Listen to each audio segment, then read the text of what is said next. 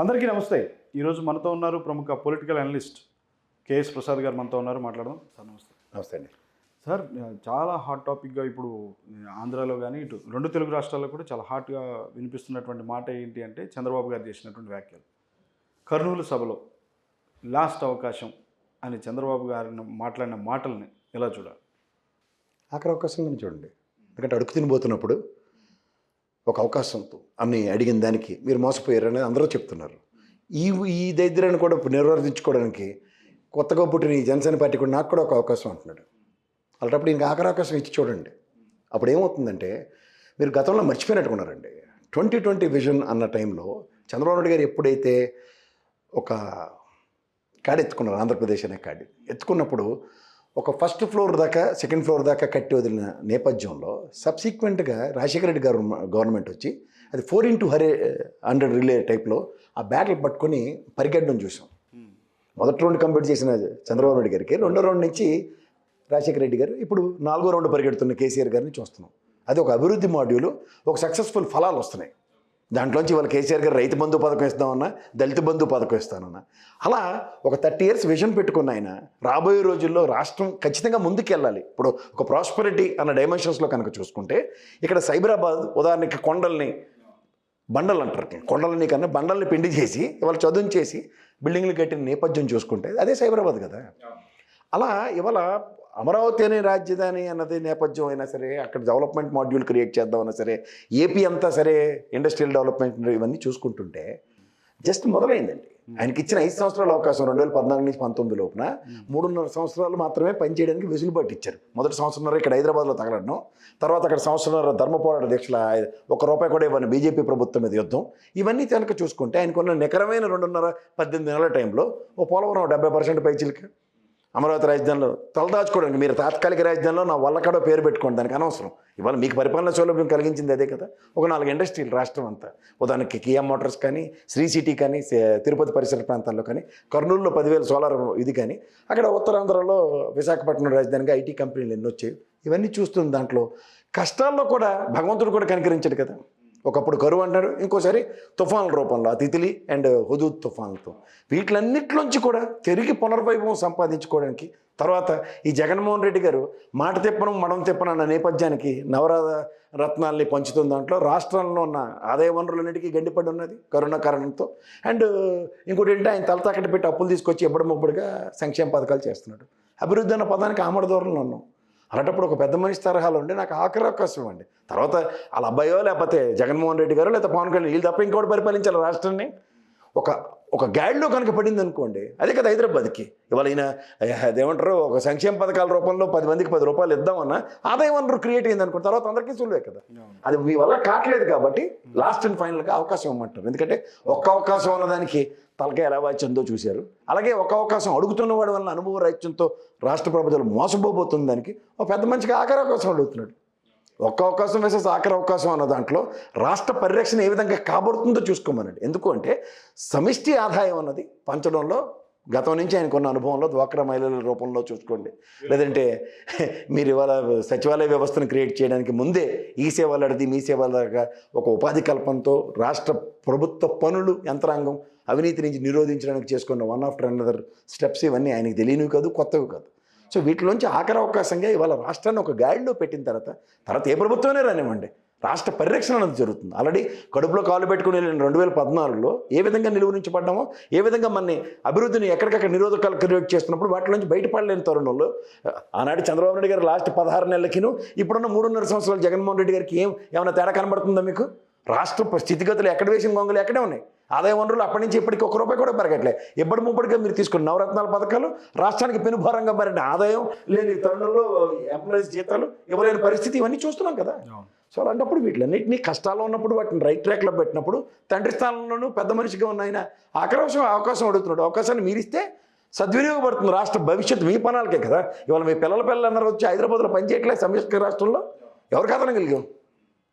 So ఇవన్నీ చూసిన తర్వాత ఏంటంటే ఆయన అవకాశం అని అడగట్లే, ఆఖరి అవకాశం రాష్ట్రాన్ని గాడిలో పెట్టడానికి. ఏముందండి, మీరు ఇస్తేమండి ఇవ్వకపోతే మానేయండి. 14 సంవత్సరాలు ముఖ్యమంత్రిగా చేసిన మనిషికి 19 సంవత్సరాలు ముఖ్యమంత్రి చేసుకోవాలని చెప్పడానికి మీరు ఇస్తూ పోతే ఎవరన్నా అవకాశం. దానివల్ల ఆయనకు ఒరిగేది లేదు, పోయేది లేదు. At the same time Pawan Kalyan కూడా జనసేన పార్టీ అధినేత పవన్ కళ్యాణ్ కూడా సేమ్ నాకు ఒక అవకాశం ఇవ్వండి, ఇండివిజువల్గా ప్రతి కాన్స్టిట్యున్సీలో కూడా నేను అభ్యర్థులు నిలబెడతా అని చెప్తూ వస్తున్నాడు సార్. అసలు ఎట్లా పుట్టికి ఎగరలేనేమో స్వర్గానికి ఎగిరిందట. ఆయనకే దిక్కులేదు నియోజకవర్గం, అది ఇంకా 175 ఏం నిలబెడతారు సార్. అప్పుడు ప్రజలకు తెలిసండి ఇవన్నీ. నేను అనవసరంగా ఏంటంటే ఒక రాజకీయ అనిశ్చితి డ్రైవ్ అవుతున్నప్పుడు ఒక బాదుడే కార్యక్రమంలో చంద్రబాబు నాయుడు గారు ఎప్పుడైతే వెళ్తారో ప్రజల్లో ఒక ప్రతిస్పందన కంపారిజన్ ఇచ్చారు. నిన్న ఆయన మీటింగ్లో మీరు గమనించుకోండి, గత ప్రభుత్వానికి ఈ ప్రభుత్వానికి ఒక కంపారిటివ్ బ్యాలెన్స్ షీట్ ఇచ్చాడు ప్రజలకి. ఏమని, నా ప్రభుత్వంలో నేను కష్టాల్లో కూడా నేను ₹1 మీ మీద భారం వేయలేదు, ఇప్పుడు ఎంత భారం పడుతుందో చూడండి. ఇది పెనుభారంగా మారబోతుంది. అట్లీస్ట్ మొక్కలో ఉన్నప్పుడే తొంచిపోతే మానేయిన తర్వాత నేను ఏమీ చేయలేము. అందుకని ఆయన అడుగుతాడు. ఈ మధ్యలో అవకాశవాద రాజకీయాలకి తెరలేపుకొని ఇప్పటికైనా పార్టీ విధి విధానాలు ఏమైనా ఉంటే 175 మంది ప్రభావితమే ఆయన పార్టీలో చేరే, లేకపోతే ఆయనతో నాయకత్వ లక్షణాలు పుణుకుపుచ్చుకున్నాడు ఎవడన్నా ఉంటే అప్పుడు ఆలోచించాలి.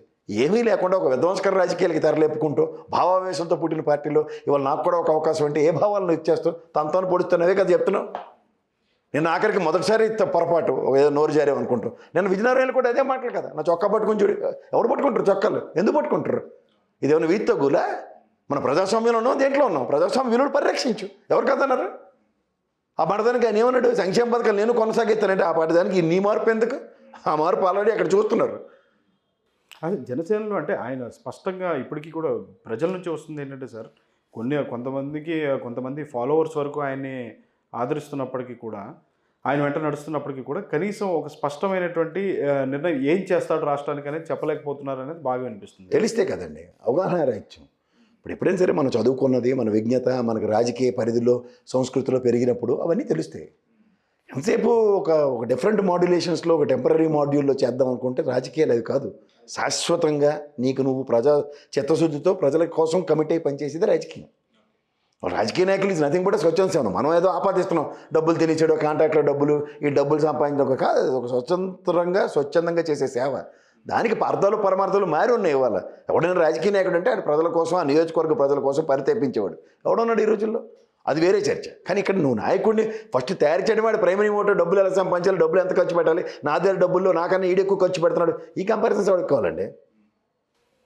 కానీ ఇప్పుడున్నటువంటి పరిస్థితులు సార్ ఒకసారి చూస్తే, గతంలో చంద్రబాబు గారు బీజేపీ పైన కొంత ధిక్కార స్వరం వినిపించినటువంటి పరిస్థితి. మళ్ళీ ఇప్పుడు ఆయనకి మోడీకి దగ్గర అవ్వాలి, అమిత్ షాకి కానీ అదే బీజేపీకి దగ్గర అవ్వాలి, దోస్తీ కట్టాలి అనేటువంటి ఆలోచన చేస్తూ ఉన్నటువంటి పరిస్థితి కనపడుతున్నట్టుగా వ్యాఖ్యలు వస్తున్నాయి.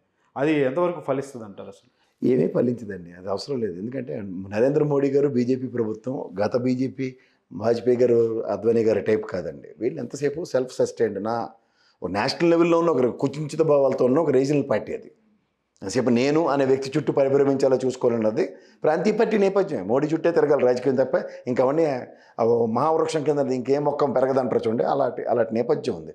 వాళ్ళకి రేపు 2 రోజులు గడ్డు కాలమే ఉంటుంది. మోడీ గారు జరుగుబాటు అంత సుఖం ఇంకోటి లేకుండా ఉంది అక్కడ పార్టీకి. ఇంకోటి ఎవడ ఎమర్జీ ఉన్నాడు ఒక నాయకుడిని చెప్పండి. పేరుకి మాత్రం రాజ్నాథ్ సింగ్, ఆయన పేరేటండి మన పూణే కటౌట్లే అవన్నీ. గవర్నెన్స్ తీసుకోండి, అక్కడికి ఎవరికి కూడా వ్యక్తిగత స్వేచ్ఛలు లేవు. అవన్నీ ఏంటంటే ఇవన్నీ రేపు జరగబోయే తెలంగాణ ఎలక్షన్లో 10 నెలల్లో ఉన్నాయండి. ఈ ఎలక్షన్లో చంద్రబాబు నాయుడు గారికి పడిన దెబ్బ ఇక్కడ పడితే దేశ రాజకీయాల ముఖ చిత్రం ఖచ్చితంగా మారుతుంది. లేదంటే ఎదిరించి ప్రతిఘటించి యాంటీ ఇన్కంబరెన్సీని ప్లస్ ఈ తెలంగాణ రాష్ట్ర సమితి ఎదిరించిన నేపథ్యానికి ప్రాంత పార్టీలు పరిరక్షించుకోగలం దానికి ఉన్నప్పుడు మొత్తం దాస్య శృంఖలాల యొక్క బంధాలన్నీ తెగిపోతాయి. ఆంధ్రప్రదేశ్ రాష్ట్రంలో మన 2 రాష్ట్రాలు శాసించే స్థాయిలో ఉన్నప్పుడు, ఉమ్మడి రాజధానిలో ఉన్నప్పుడే. అలాంటిది ఇప్పుడు విభజించిన తర్వాత ఓడి సామర్థ్యానికి తగ్గ పోరాటమే చేస్తున్నారు. వాళ్ళు జగన్మోహన్ రెడ్డి అయినా సరే అనవసరంగా తలకాయ నొప్పి దేనికి, చంద్రబాబు నాయుడు గారికి తెచ్చుకున్న దానికి ప్రత్యేక హోదా గురించి లాస్ట్ మూమెంట్లో మనకు వేసిన దెబ్బ ఏంటి, ప్రత్యేక ప్యాకేజ్ అని మనలో మనం కొట్టుకునే చేశారు. ఆ మాటకు వచ్చాడు ఎవడు ఎలాగోను, అయిపోయిన అధ్యాయం ముగిసిపోయిన అధ్యాయం దానికి రోజు కీచులాడుకుంటూ వచ్చింది కదండి, ఆయన పైన చూసుకుంటాడు ప్రశాంతంగా. కానీ ఇప్పుడు చూస్తే సార్ మార్గదర్శి పైన అంటే ఎక్కువగా 4 సంవత్సరాలు ఏ రాష్ట్ర ప్రభుత్వానికి గుర్తు రాలేదా, ఇప్పుడే గుర్తొచ్చిందా, ఇప్పుడు వరకు దర్యాప్తు చేయనివి ఇప్పుడు ఎందుకు దర్యాప్తు ముమ్మరం చేసినటువంటి పరిస్థితి ఉంది అని మార్గదర్శి పైన, రామోజీరావు పైన కక్ష సాధింపు చర్యగా చేస్తున్నారు అనేటువంటి వ్యాఖ్యలు వినిపిస్తున్నాయి సార్. ఉండవల్లి కూడా దీన్ని ఇచ్చేస్తున్నారు. ప్రభుత్వం చిత్తశుద్ధి చాటుకోవాలని చెప్పి ప్రభుత్వానికి, వైసీపీ ప్రభుత్వానికి ఉండవల్లి కూడా సూచన చేస్తున్నటువంటి పరిస్థితి. అసలు జరుగుతున్న పరిణామాన్ని ఎలా చూస్తారు మీరు?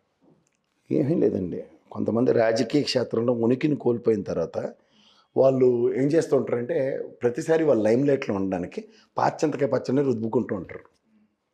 ఆల్రెడీ రామోజీరావు గారు ఆయనలో మార్గదర్శి మీద ఒకటి జరిగిన దానికి ఎవరెవరు ఏ విధంగా చేయాలో న్యాయం అందరికీ జరిగిపోయింది. వాళ్ళు ఒక చిట్ ఫండ్ వ్యవస్థలు ఇవన్నీ ఒకప్పుడు గతంలో ఉన్నట్టు కాదు, ఇవన్నీ ఫెమా పరిధిలోకి వస్తాయి ఇప్పుడు. ఎవడు పిచ్చేసేలేడు ఇంకా మనీ లాండరింగ్లో లాంటి కథలు పడడానికి లేదు. అలాంటప్పుడు ఏం చేస్తారు? ఇప్పుడు కొండంతవి ఎలకని పడడమే తప్ప.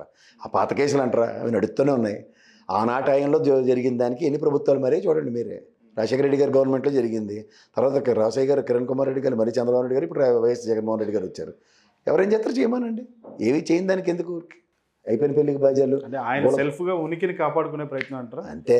ఈ ప్రభుత్వం శతశుద్ధి ఉంటే చదువుకోండి అంటే నాన్నగారి శతశుద్ధి నుంచి మొదలైంది. తర్వాత ఎంతోమంది శతశుద్ధులు చాటుకున్న తర్వాత ఇప్పుడు వాళ్ళ అబ్బాయి దగ్గరికి వచ్చింది. ఎవరు? రాజశేఖర రెడ్డి గారు అబ్బాయి కదా ఆయన. సో ఈయన దగ్గరికి వస్తే ఏం శతశుద్ధి చాటుకుంటాడు? ఐటీ రైడ్లు, ఫెమా రైడ్లు సర్వసాధారణం. ట్యాక్స్ కట్టకపోతే మీ ఇంటికి కూడా వస్తారు వాళ్ళు. ఏముంది? ఐటీ రైడ్లు అయిన తర్వాత అవుతాయి. చిట్ ఫండ్ వ్యవస్థల మీద ఈడీ రైడ్లు జరిగాయి అంతే కదా, ఐటీ రైడ్లు జరిగాయి అంతే కదా, ఇస్తారు. నీ అవకతవకలు ఉంటే పెనాల్టీలు వేస్తారు, లేదంటే జైలు తీసుకెళ్ళి కూర్చోపెడతారు. అప్పటిదాకా ఊరికే చూసారా, అల్లప్పుడు నేను నేతలు తాగేవాడిని, నా మూతి వాసన వాళ్ళు వచ్చి మళ్ళీ వచ్చారంటే ఆ పెట్టకథలు నమ్మరు. ఒక రొటీన్ జాబ్లో ఒక వ్యక్తి స్థాయి కలిగిన వ్యక్తి కాబట్టి ఆయన గురించి మాట్లాడుతున్నారు కాబట్టి మాట్లాడతారు. అంతేకాని ఇట్ల నుంచి అవుట్కమ్ ఏమీ లేదు. జరగవలసింది జరుగుతుంది. Thank you very much sir. నమస్తే అండి.